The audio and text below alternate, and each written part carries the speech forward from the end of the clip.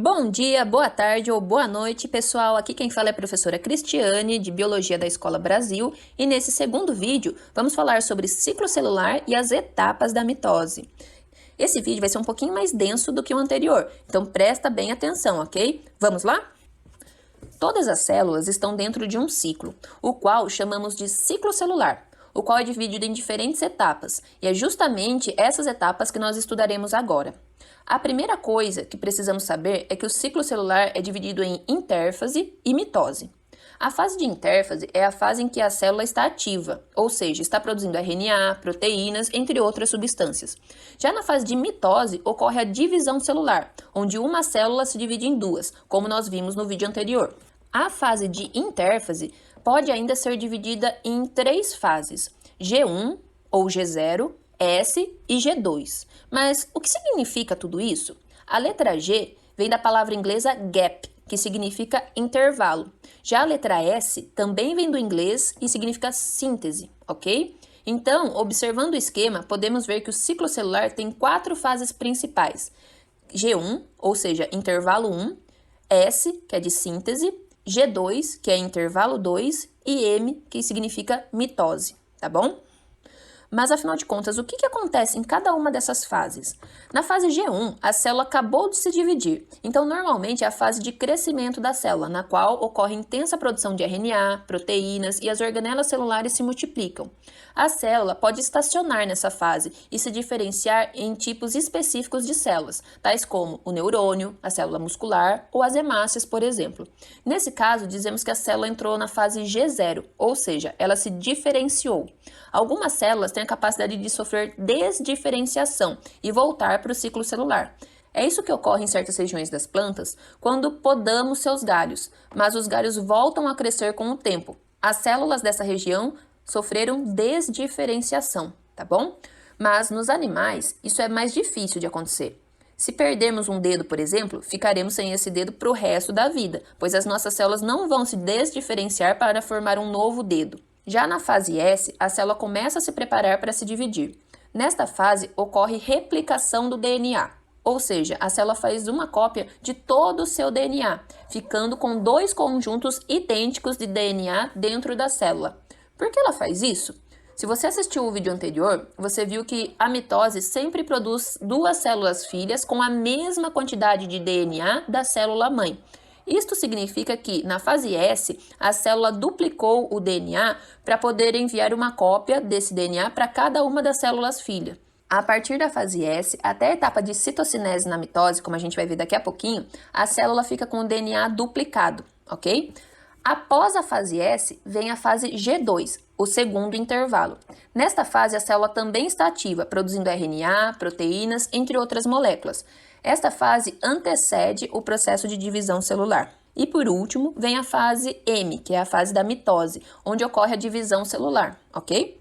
Podemos construir um gráfico para analisar a diferença na quantidade de DNA ao longo do ciclo celular. Vamos representar a quantidade de DNA por uma letra aleatória. Nesse caso, eu vou escolher a letra C.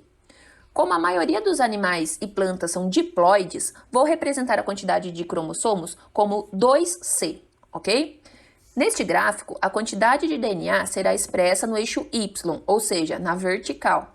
Já as etapas do ciclo celular serão expressas no eixo X, ou seja, na horizontal. No início do ciclo, na fase G1, a célula possui a quantidade normal de DNA, ou seja, apenas 2C. Já na fase S, ocorre a replicação do DNA. Então, a gente pode perceber no gráfico que a quantidade de DNA vai aumentando, até dobrar. Ou seja, antes da fase S, a célula tinha 2C de DNA. Já no final da fase S, a célula tem 4C, ou seja, duplicou a quantidade de DNA. Já nas fases G2 e na prófase, metáfase e anáfase da mitose, a quantidade de DNA continua duplicado, continua em 4C, de modo que apenas na telófase, quando a célula sofre citocinese, é que a quantidade de DNA volta ao normal, ou seja, volta para 2C. Então, de forma resumida, podemos observar que na fase G1 a célula tem 2C de DNA. Na fase S, o DNA é duplicado, e nas fases G2, prófase, metáfase e anáfase da mitose, a célula possui 4C de DNA. Tudo bem? O tempo de cada etapa do ciclo celular varia dependendo do tipo de célula e das condições ambientais. No exemplo da imagem que eu coloquei para vocês, a intérfase dura 15 horas, sendo que as fases G1, S e G2 duram, respectivamente, 5 horas, 7 horas e 3 horas. Já a mitose ela dura apenas 1 hora. Em células embrionárias, onde a divisão celular é muito intensa, é muito rápida, a fase de intérfase é bem curta, de modo que a mitose pode demorar até mais do que a intérfase, ok? E quanto às etapas da mitose? As etapas da mitose recebem 4 nomes. Primeiro, prófase, depois metáfase, depois anáfase e, por último, telófase. Eu vou explicar cada uma delas agora.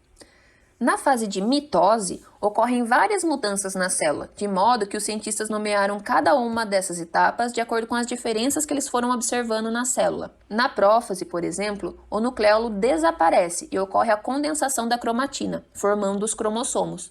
No citoplasma, cada centrosomo, ou seja, cada centríolo, organiza seu próprio arranjo de microtúbulos, os quais formarão as fibras do fuso, que irão auxiliar na separação das cromátides irmãs. Os centríolos ficam com um aspecto de estrela. Do grego, aster significa estrela. Por isso, esse centríolo com as fibras do fuso começando a se formar, recebe o nome de aster, ok? O final da prófase ele é marcado pela degeneração do envoltório nuclear, também chamado de carioteca. Ou seja, no final da prófase, a carioteca desmancha e o conteúdo que estava dentro do núcleo fica solto na célula. A metáfase começa logo após a ruptura da carioteca, quando deixa de existir um limite físico entre o citoplasma e o material nuclear, e os cromossomos atingem seu grau máximo de condensação, ficando alinhados na região equatorial da célula, ou seja, eles ficam alinhados no meio da célula.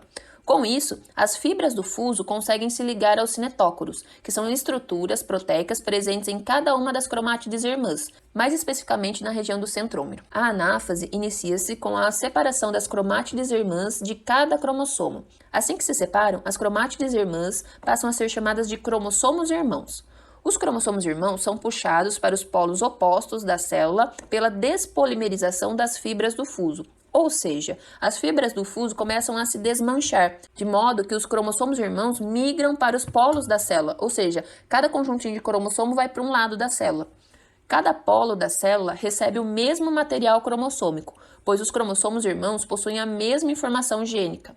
Isso é importante, pois irá garantir que as células filhas sejam idênticas entre si e idênticas à célula-mãe. Já a telófase é a última etapa da mitose, onde os cromossomos sofrem descondensação, os cinetócoros e as fibras do fuso desaparecem e o nucleolo e a carioteca voltam a aparecer.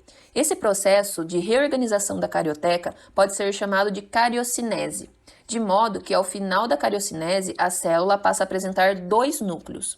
Por fim, a divisão celular termina mesmo quando ocorre divisão do citoplasma da célula, processo chamado de citocinese. Nas células animais, a citocinese inicia-se por uma constrição na região equatorial da célula, como se fosse um estrangulamento, que, ao se completar, divide a célula em duas células totalmente individualizadas. Trata-se, portanto, de uma citocinese centrípeta, de fora para dentro. Isso é possível graças à flexibilidade da membrana celular. Porém, existem algumas diferenças importantes e que muitas vezes são cobradas no vestibular entre as células animal e vegetal. É que as células vegetais não possuem centrosomos, ou seja, elas não têm centríolo, de modo que não formam o áster. E a citocinese das células vegetais é centrífuga, de dentro para fora, em função da grande resistência da parede celular. Nesse caso, vesículas formadas pelo complexo de Golgi se unem e formam uma lamela que cresce do centro para a periferia da célula, separando as células em duas. Essa lamela recebe também o nome de placa equatorial. Bom, pessoal, então é isso. Eu tentei dar uma resumida nas etapas da mitose, ok? Espero que vocês tenham gostado. Se tiver ficado alguma dúvida, assistam o vídeo novamente, assistam outros vídeos da internet, leiam o livro e o resumo que a gente colocou lá no site da escola. E se mesmo assim você ainda tiver com dúvida, saiba que eu estou à disposição. Eu e o Akira estamos à disposição para tirar as dúvidas de vocês, ok? Então é só mandar mensagem lá pelo WhatsApp com a sua dúvida e assim que possível a gente responde para vocês, tá bom? Bom, então acho que é isso. Bons estudos para vocês e tchau, tchau!